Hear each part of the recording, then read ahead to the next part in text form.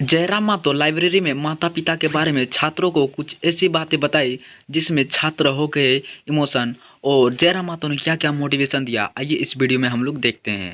रास्ते बहुत सारे लोग बताएंगे, तरीके बहुत सारे लोग बताएंगे, लेकिन इरादा आपको करना, विश्वास आपको करना है। आपको इस बात का भी डिसाइड करना है कि आप जो बनने जा रहे हैं, आप जो करने जा रहे हैं, वो केवल आपका ड्रीम नहीं है। अभी दुर्गा पूजा का समय है, आप जाके देखिएगा, पहला डिमांड अगर घर में किसी का पूरा होगा तो आपका, चाहे वो ड्रेस का डिमांड हो, चाहे वो जूतों का डिमांड हो, चाहे वो बैग का डिमांड हो, चाहे मेला घूमने का डिमांड हो। आप अपने माता पिता से पूछेगा, शायद कई वर्षों पहले उन्होंने शायद दुर्गा पूजा के अवसर पर कोई कपड़ा लिया हो, पहला डिमांड आपका पूरा होगा। इसका मतलब यही है कि आप जिस ड्रीम को देख रहे हैं, वो ड्रीम अब केवल आपका नहीं है। याद रखिएगा, उस ड्रीम में बहुत सारे लोग हैं, जुड़े हैं।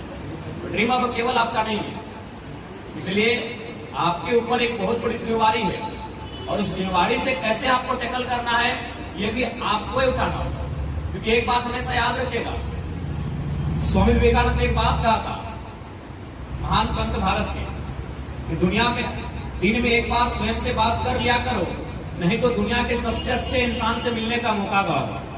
आप एक बात स्पष्ट जान लीजिए, आपसे बेहतर आपके लिए इस दुनिया में कोई नहीं है। फॉर एग्जाम्पल, जिसे आप अपनी माँ कहते हैं, आपको लगता है कि मेरी माँ सिर्फ मेरी है, क्या वो आपकी है?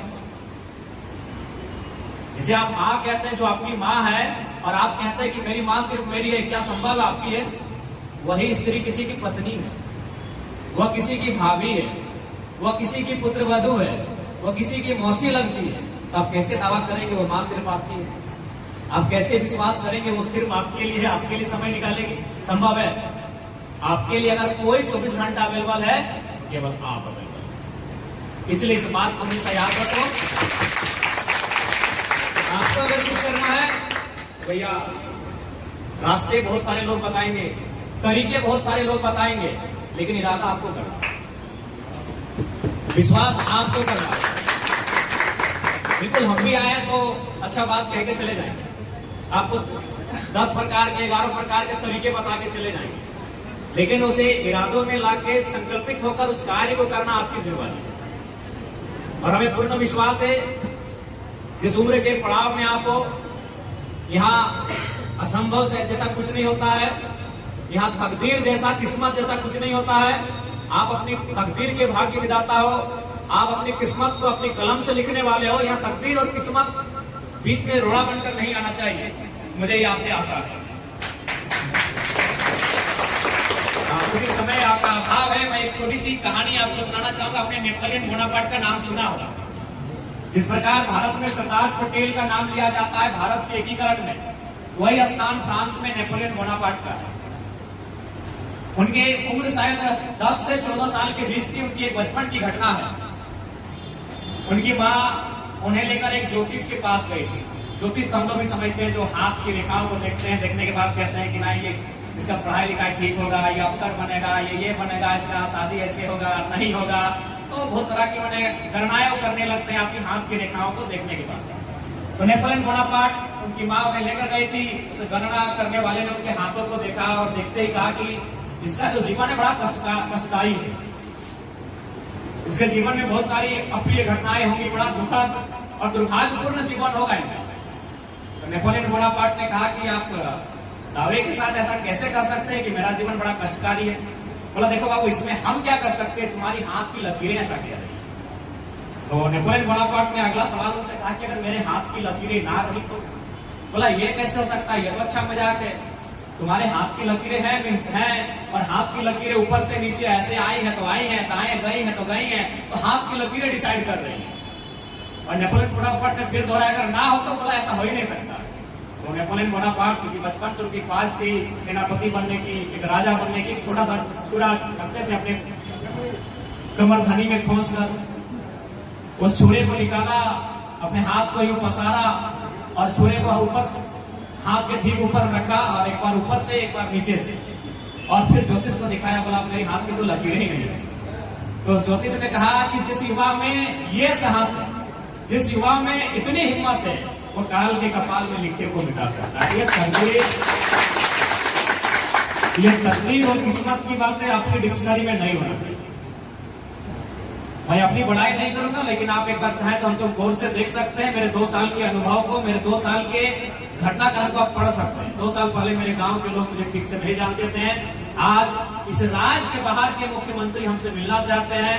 अगर आपने इंटरव्यू में सुना होगा, आसाम के मुख्यमंत्री हेमंत बिस्वा शर्मा, जो आज पॉलिटिक्स में बहुत बड़ा इमेज रखते हैं, उन्होंने मीडिया में कहा कि हम जरा हाथों से चाय पीना चाहते हैं। 2 साल पहले इस लड़के को कोई नहीं जानता था।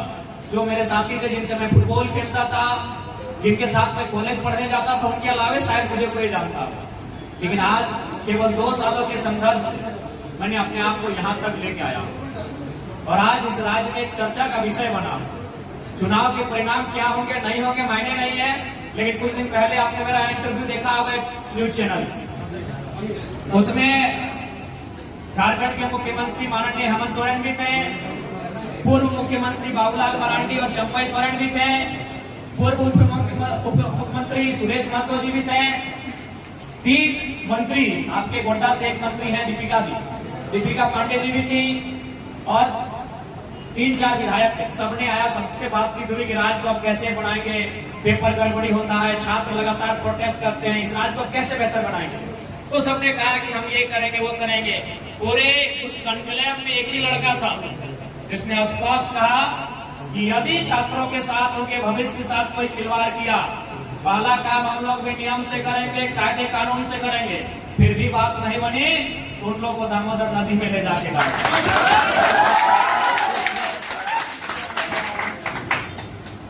तो इसलिए मैं ये उदाहरण अपना मैंने इसलिए दिया कि 2 सालों में आज हम लोग यहाँ तक चल के आए, क्योंकि हम लोग किस्मत और तकदीर कुछ नहीं रहा, एकदम बहुत जिद्दी है।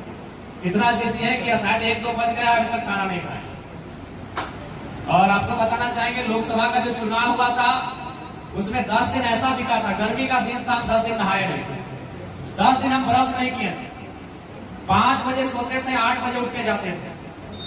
लोकसभा का जो अभी एमपी का चुनाव पार हुआ, 5 बजे सोते थे, 8 बजे उठ के जाते थे, केवल खुला करते थे और जो सुबह का क्रियाकलाप, उसके बाद गाड़ी में ही भोजन और केवल मीटिंग्स, केवल सभा। और आज उसका परिणाम हुआ कि पूरे भारत के इतिहास में 1952 से भारत में चुनाव होता है, हम चुनाव, पूरे भारत के इतिहास में पहली बार कोई लड़का इंडिपेंडेंट फर्स्ट टाइम चुनाव लड़के 3.5 लाख वोट ले गया पूरे भारत में। झारखंड की बात नहीं की, पूरे भारत में फर्स्ट टाइम, और कोई पब्लिक फिगर नहीं, कोई पब्लिक फिगर नहीं, एक आम लड़का जो गांव में रहता था, बस उसने अपनी एक, और एक खास बात कि अपनी एक अलग इमेज बनाई।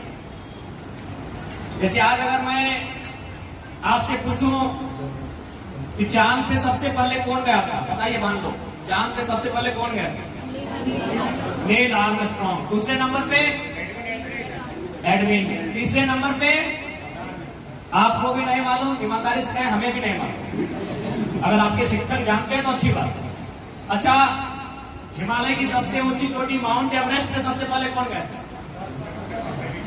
Edmund Hillary Tenzing.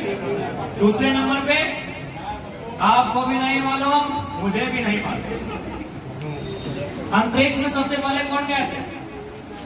यूरी गगरिन। दूसरे नंबर पे,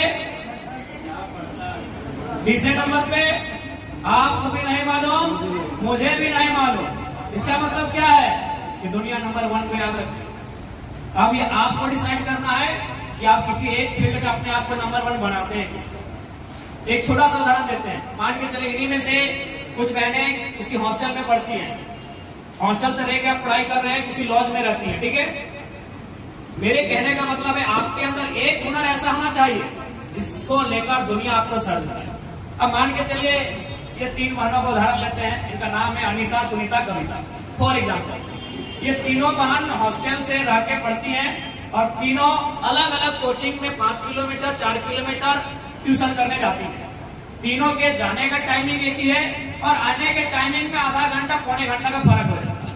अब क्या है कि सुनीता बहन को खाना बनाने आता है, ये चावल बनाना जानती है, लेकिन सब्जी बनाना कविता को आता है। तो अगर सुनीता अगर पहले आ गई रूम में तो ये कविता का वेट करेगी कि सब्जी भी तो बनना चाहिए। अब कविता को क्या है कि केवल सब्जी बनाना आता है, दाल बनाना अनीता को आता है, यानी फिर ये दोनों अनीता का वेट करेंगे कि जब तक अनीता नहीं आएगी तो दाल और सब्जी से तो नहीं, चटनी से तो नहीं होगा, दाल भी चाहिए। यानी ये दोनों मिलकर तीसरे का वेट करेंगे। यानी इसका मतलब क्या है कि तीनों में एक क्वालिटी है। अनीता में एक क्वालिटी है, सुनीता में एक क्वालिटी है और कविता में एक क्वालिटी है। लेकिन मान के चलिए अगर ये तीनों क्वालिटी केवल अनीता में होती तो अनीता पहले आती और ये दोनों का वेट नहीं करती, दाल भी बना लेती, चटनी भी बना लेती, भात भी बना